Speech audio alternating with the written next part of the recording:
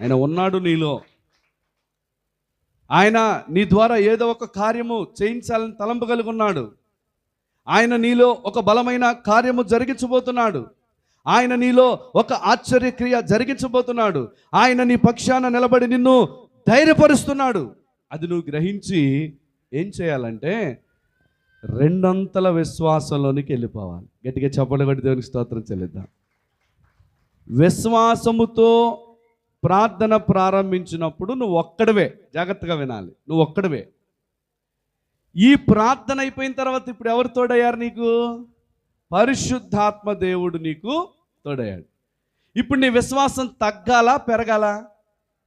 చాలామందికి ఏమవుతుందో తెలుసా? పాటలు పాడి పాడి పాడి పాడి విశ్వాసం తగ్గుద్ది. సంఘంలో పరిచర్య చేసి చేసి చేసి చేసి విశ్వాసం తగ్గుద్ది. మందిరానికి వచ్చి వచ్చి వచ్చి వచ్చి వచ్చి వచ్చి వచ్చి విశ్వాసం తగ్గుద్ది.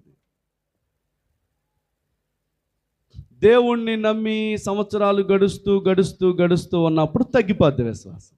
అందుకే అలాంటి వాళ్ళు భ్రష్టపట్టిపోతూ ఉంటారు. చాలా గమనించండి. అలాంటి వాళ్ళను దేవుడు పట్టించుకోడు.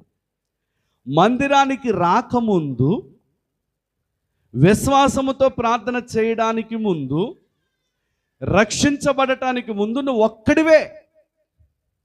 కానీ ఇప్పుడు నీకు తోడుగా రక్షించబడిన తరువాత, మందిరానికి వచ్చిన తరువాత, వాక్యము విన్న తరువాత, పశ్చాత్తాపపడి బాప్తిస్మం తీసుకొని క్రీస్తు శరీర రక్తాల్లో పాలుపంపులు పొందుతూ సంఘ క్రమంలో కొనసాగుతున్న నీకు ప్రియమైన దేవుని బిడ్డలారా, ముగ్గురు తోడుగా ఉంటారు. ఎవరంటే, ఒకటి నువ్వు, రెండోది పరిశుద్ధాత్మ దేవుడు, మూడవది కులమత భేదాలు లేని నీ సంఘము సేవకుడు. గట్టిగా